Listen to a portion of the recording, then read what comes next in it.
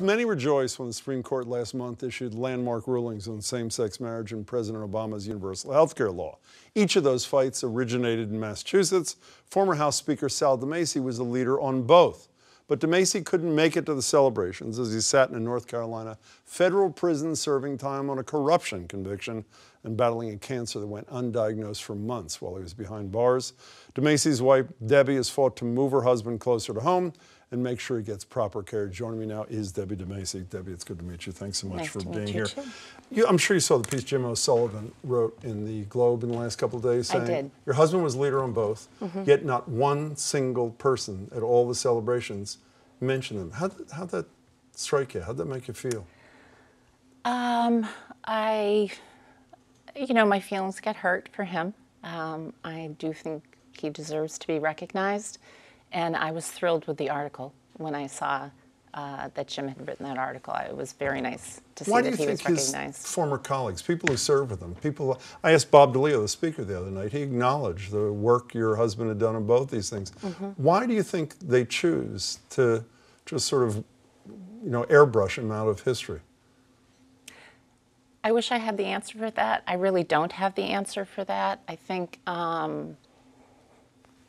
my guess is that some people don't want, sadly, I would say, don't necessarily want to be associated with him. And do they want to be associated with you? Are you treated differently since all that by friends? No, and colleagues? I don't know that Sal would be, and I don't know why people aren't mentioning him. I can only guess. I don't know that.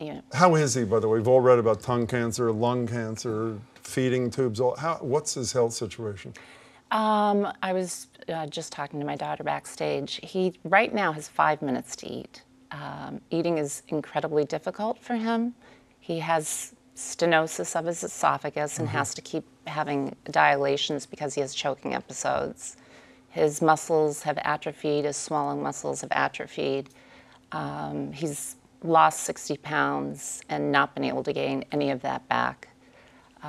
Is he getting decent medical care? I mean, 1,000 people have written. Arlene Isaacson, most eloquently, is talking about the irony of this man who fought for universal health care getting such not decent health care and not timely health care. Is he getting better health care now, or is it still like it was early on? He's been waiting for a biopsy. They think that he has prostate cancer. He's been waiting for a biopsy for 3 months. So. How are you, by the way? You had breast cancer. How are you? I'm okay. I'm okay. I'm almost at the 5-year mark, so. Congratulations on that. Yeah, thank you. The judge in June of 11 issued a very stiff sentence. I know a lot stiffer. Well, you and many other people whom I respect, the Harvey Silverglades of the world, don't even think there was a crime, which may be a topic for another day. But post-conviction, and he said it was in part because of the comments your husband made about his innocence post-conviction. But that same judge urged the Bureau of Prisons to keep Sal DiMasi here near his family. Yes. He was originally sent to Kentucky, is that where he was, or North Carolina, or somewhere in the South? He was sent to Kentucky. Why do you think the Bureau of Prisons didn't listen to what the judge had to say in this case? I really don't know. I have my suspicions. What are your suspicions? My suspicions are, it didn't make sense to me that he was sentenced to Kentucky. And within 2 months, he was brought back up here to appear before a grand jury. On the probation scandal? On the probation. And so you think they wanted to make his life miserable? I'm putting words in your mouth, but you'll correct me if I'm wrong. Make his life miserable, separate him from his family, so he felt he had an incentive to say something about his former colleagues. That's my belief, because that investigation had been ongoing long before my husband went to Kentucky. So if they wanted to bring him in, I think that they should have brought him in before he was sentenced. You and his lawyers have sought transfers, which have been unsuccessful at least one time. More than once? He was told last June, after he had a PET scan, that if it was clean, he could be transferred, put in for his transfer. So we had a meeting in November, about 5 months after the PET scan, with my understanding, it's a yearly meeting that they have, team manager, case manager, unit manager. And he found out that they had put a medical hold on him, unbeknownst to him. What does that mean in English? Well, it took us about 3 months to find out that, in fact, they put this hold on him, and what they're telling us is they put the hold on him to observe his cancer. And you think it's something else? To punish him for what, Debbie DiMasi? It's been punitive the whole time. I can't. And what's the agenda? What's the agenda? I don't know what their agenda is. What do you think the agenda is? Why isn't he closer to home? It's not like he's in a gang where they try to send gang members away from families and friends. He's got a loving family. He's got serious health problems. Why isn't he here? I don't know, because there's no good reason that he shouldn't be here. How often do you see him? I am seeing him this weekend with the kids. I haven't seen him in a year. In a year? Yeah.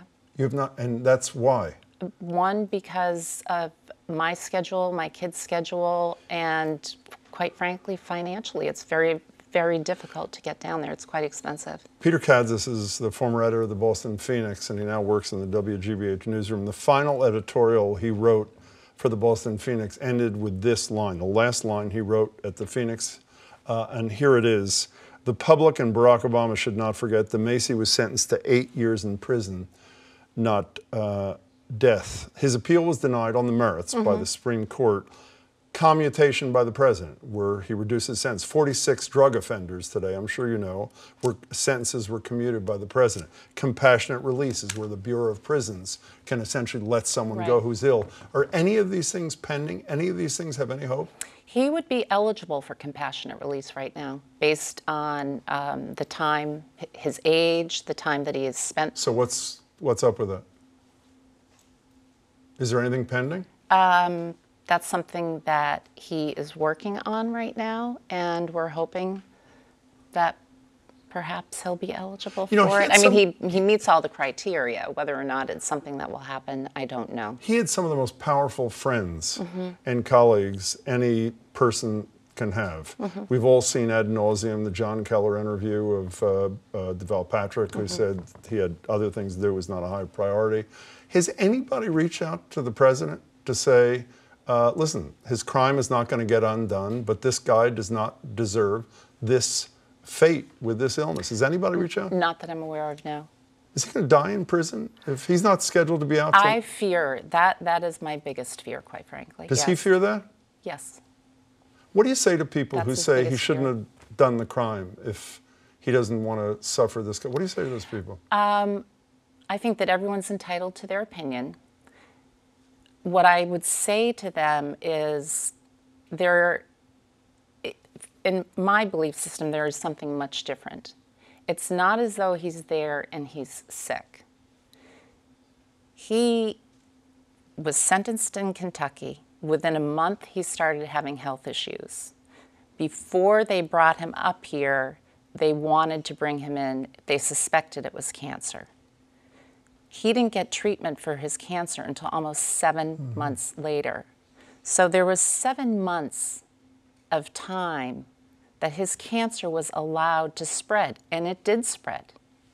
So that, to me, is just so inhumane. So as Peter Kadzis wrote, he was sentenced to 8 years in prison, not sentenced to death. Right. He's lucky to have you, Debbie DiMasi. Thank you. Thanks, Jim.